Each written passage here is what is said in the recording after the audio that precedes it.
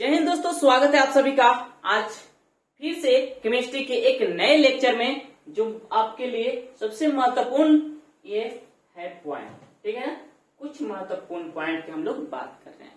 Chemistry में सबसे महत्वपूर्ण इनऑर्गेनिक और ऑर्गेनिक से रिलेटेड है। क्या होती है? परिरक्षण प्रभाव दिखाई दे रहा है आपको लिखा हुआ, इसका डिफिनीशन क्या होता है? डिफिनीशन आपको बाद में समझाएंगे, सबसे पहले कॉन्सेप्ट समझिए। देखिए हम समझाते हैं। ये नाभिक है, ये क्या है? नाभिक। इधर थोड़ा सा कर लेते हैं, यहाँ ये है आपका नाभिक, और ये होता है आपका कोश। ये आपका होता है कोश, और इस तरह से होता है आपका कोश। इसमें इलेक्ट्रॉन भरे होते हैं, फर्स्ट में 2 होते हैं, इसमें 8 होते हैं। इस तरह से 1 2 3 4 5 6 7 8 होते इसमें। अब देखिए, अब यहां होता क्या है, ध्यान समझिएगा। ये तो है नाभिक, और नाभिक होता है प्रोटॉन, और प्रोटॉन को होता है कौन सा चार्ज? Plus charge. और इलेक्ट्रॉन पर कौन सा चार्ज होता है? इलेक्ट्रॉन पर होता है माइनस चार्ज। प्रोटॉन पर होता है प्लस चार्ज, नाभिक बोलते हैं। अब आप लोग को पता है कि प्लस जो है माइनस को क्या करता है? आकर्षित करता है, खींचता है, और खींचने में एनर्जी खत्म होता है। तो ध्यान से समझिएगा, ये नाभिक जो है ना, इस कोषों को खींचता है। मतलब कोषों को खींचने का मतलब, इसको कोष बोलते हैं, इन सभी 3 कोष है। तो कोष का खींचने का मतलब कोष में के इलेक्ट्रॉनों को अपनी तरफ खींचता है। कोष का खींचने का मतलब कोष में जितने भी इलेक्ट्रॉन अपनी तरफ क्या करता है? खींचता है। तो ये जो नाभिक है, जो प्रोटॉन है, ये अपना प्रभाव दिखाएगा इस पहला कोष पे भी, दूसरा कोष पे भी, और तीसरा कोष, सभी को खींचने की कोशिश करेगा अपनी तरफ। तो आप बताइए कि अगर ये खींचे तो सबसे ज्यादा किसको खींच पाएगा? नजदीक वाला को खींच पाएगा। जो नजदीक है उसको ज्यादा खींचेगा। ठीक है, जो नजदीक है तो इस कोष को ये ज्यादा खींच पाएगा। अब ध्यान समझिएगा, जब ये इसको खींचेगा तो ये बाहरी वाले कोषों के लिए ये दोनों इलेक्ट्रॉन हम रक्षा कर देते हैं। जैसे ऐसे समझिए कि जैसे मान लेते हैं रास्ता खींची हो रहा है इधर से, तो मान लेते हैं कि इधर ही व्यक्ति है, इधर भी 2 व्यक्ति हैं, इधर भी है, इधर भी है। तो जब इधर की ओर खींचा जाएगा तो ये दोनों मिलके मान लेते हैं, ये नाभिक है, इस तरह मान लेते 2 व्यक्ति हैं, तो ये खींचेंगे तो सबसे पहले कौन खिंचाएगा? ये आगे खिंचाएगा। तो ये तो कम खिंचाएगा ना, मतलब खिंचाएगा, लेकिन उतना इसको प्रभाव नहीं पड़ेगा। तो सबसे ज्यादा प्रभाव किसको पड़ेगा? नजदीक वाला को। मतलब ये जो नाभिक है ना, सबसे अधिक इसको खींचेगा, उसके बाद इसको खींचेगा। लेकिन जब इसको खींचेगा तो इसका अपना प्रभाव जो है ना कम कर देगा इसको खींचने में। इसका प्रभाव कम होगा, इसका एनर्जी क्या हो जाएगा? थोड़ा सा कम हो जाएगा। ये दूर है कोष, ये कोष क्या है? दूर है इससे, तो इस पे थोड़ा बल कम लगा पाएगा। और ये जो कोष है इससे और दूर है, तो इस पे और कम बल लगा पाएगा। तो अगर प्रभाव देखे तो ये नाभिक सबसे ज्यादा प्रभाव ये पहले कोष पे लगाएगा, दूसरे कोष पे थोड़ा सा कम लगाएगा, तीसरे कोष पे और कम लगाएगा। तो सबसे ज्यादा परिरक्षण, मतलब कहने का मतलब सबसे ज्यादा प्रभाव जो है ना, ये पहला कोष, उसके बाद दूसरा कोष, उसके बाद तीसरा कोष पे दिखाएगा। ठीक है, तो यही एक परिरक्षण प्रभाव देख लिया। आंतरिक, यहाँ पर डिफिनीशन लिखा हुआ है कि आंतरिक कोष के इलेक्ट्रॉन, आंतरिक कोष के, देखिए ये आपका जो है ना, ये वाला आंतरिक कोष, इसको मानिए। जैसे अगर 2 कोष मानिएगा ना, ऐसे ये देखिए, ये तो ये आंतरिक कोष होगा, और ये बाहरी कोष। 3 कोष मानिए तो ये दोनों आंतरिक कोष हो जाएंगे, ये और ये दोनों ये क्या हो जाएगा? बाहरी कोष है, इस तरह से। तो आंतरिक कोष के इलेक्ट्रॉन जो होते हैं बाहरी कोष के इलेक्ट्रॉन पर, आंतरिक कोष के इलेक्ट्रॉन बाहरी कोष के इलेक्ट्रॉन पर नाभिक के द्वारा लगने वाले आकर्षण बल के प्रभाव को कम कर देता है। इस प्रभाव को ही परिरक्षण प्रभाव कहते हैं। इस प्रभाव को ही क्या कहते हैं? परिरक्षण प्रभाव कहते हैं। अब इसके बाद एक और महत्वपूर्ण, समझ में आया होगा आप लोग को, ये आप लोग उतार लीजिएगा। अब अगला पॉइंट जो है ना, वो है आपका प्रभावी नाभिकीय आवेश, जिसे क्या बोलते हैं? Effective nuclear charge. Effective nuclear charge बोलते हैं। वो अभी हम समझा रहे हैं, तो इसे मिटाते हैं, उसके बाद आगे बढ़ते हैं।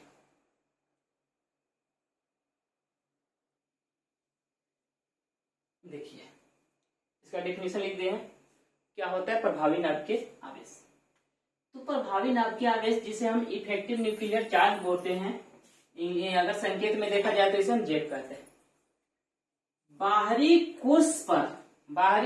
कोष पर नाभिक के आकर्षण बल का जो प्रभाव होता है, जैसे अभी हम समझाए सीडिंग इफेक्ट, प्रदर्शन प्रभाव, तो यहाँ पर हम देखें इस तरह से एक कोष होता है, इस तरह से, ठीक है, एक कोष, दो कोष, तीन कोष, चार कोष, ठीक है, इस तरह होता है।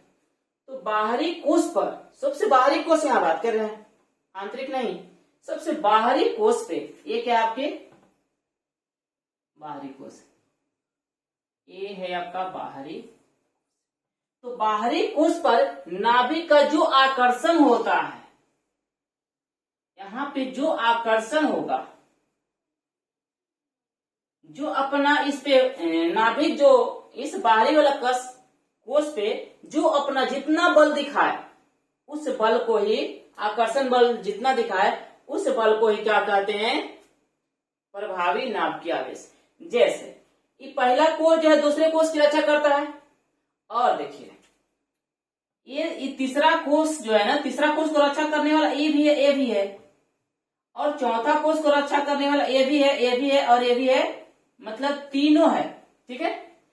तो ये बाहरी कोष वाले को तीन वो कोष रक्षा करता है, मतलब यहाँ पे जितने इलेक्ट्रॉन है, इनमें के कोष के जो इलेक्ट्रॉन रहते हैं सबको क्या करते हैं? रक्षा, बाहर वाला को रक्षा करते हैं। इसी तरह से यहाँ पर बोले थे, इसी प्रकार कि जो पहला कोष सबसे ज्यादा यहाँ पर खींचाएगा, क्योंकि इसको रक्षा करने वाला है। देखिए तो इससे पहले कोई कोष है नहीं है, ये पहला कोष ही है, तो सबसे ज्यादा यही क्या होगा? नाभिक की तरह आकर्षित हो जाएगा।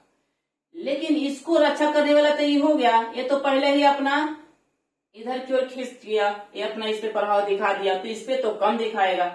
तो धीरे धीरे धीरे इधर की ओर जो सबसे कम प्रभाव दिखाता है, यहाँ पे सबसे बाहरी कोष पे जो आकर्षण होता है नाभिक का सबसे कम होता है, इसी को जेब कहते हैं। धीरे धीरे जो होता है ना, इस कोष का जेब अधिक होगा। जेब कहने का मतलब, इसे संकेत में जेब कहते हैं।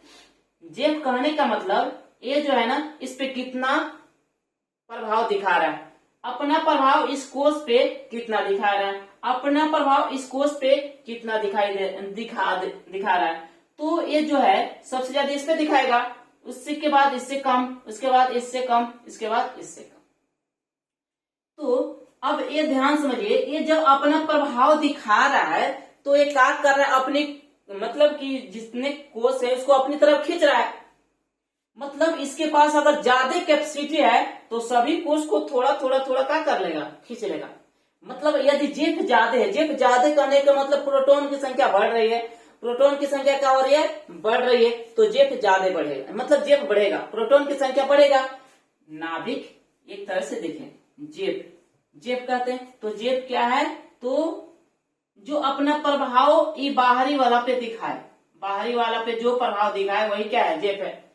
तो बाहरी वाला पे तो सबसे कम प्रभाव दिखाएगा, मतलब इस पे जेब कम होगा, इस पे जेब ज्यादा होगा, इससे ज्यादा जेब इस पे होगा, इससे ज्यादा जेब इस पे होगा, ठीक है।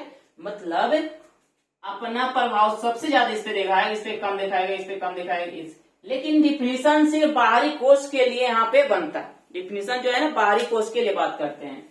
देखिए फिर से लिखा बताते हैं कि बाहरी कोष पर नाभिक के आकर्षण बल का जो प्रभाव होता है, बाहरी कोष पे नाभिक के आकर्षण बल का जो प्रभाव होता है उसे ही बोलते हैं प्रभावी नाभिकीय आवेश।